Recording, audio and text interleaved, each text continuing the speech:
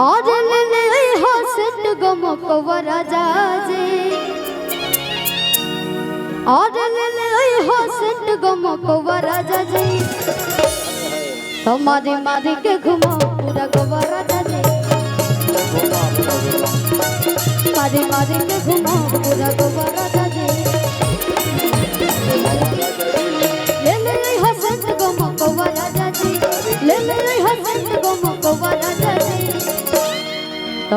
मारी के घुमा पूरा गोवा राजा मारी के घुमा पूरा गोवा राजा जी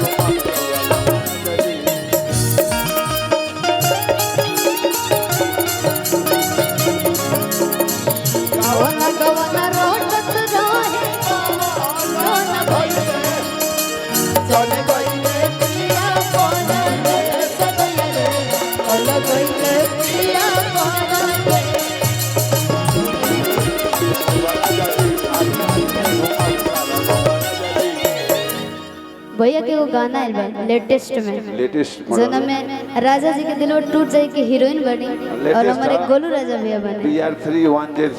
और वहाँ के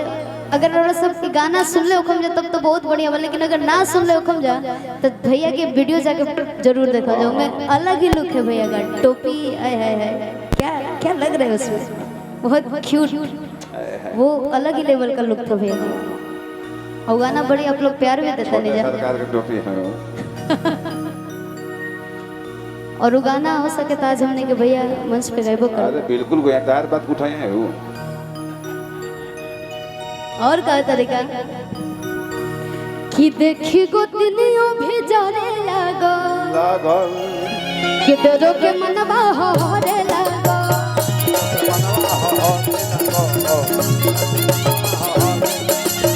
देखी गो दिनियो भी जाने लगो डरो के मनवा होरे लगो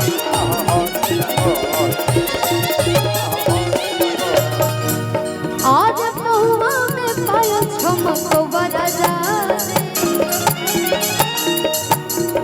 और ले हसत गमकवा राजा मारे मारे के घुमा पूरा गोवा राजा मारे मारे के घुमा पूरा गोवा राजा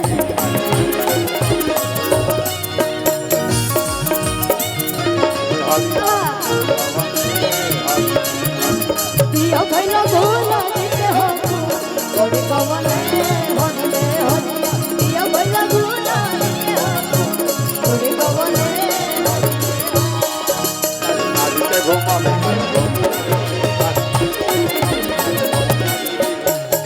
और कहता रे जी कि नहीं हर के हम सब खेले हाय तोहर हम मला केने हाय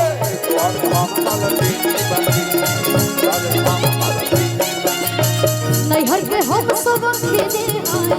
तोहर हम मला केने हाय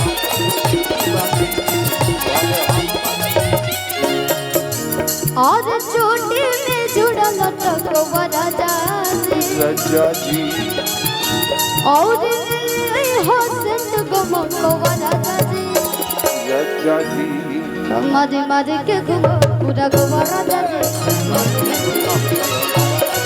मारे मारे के घुमा पूरा गोवा राजा जी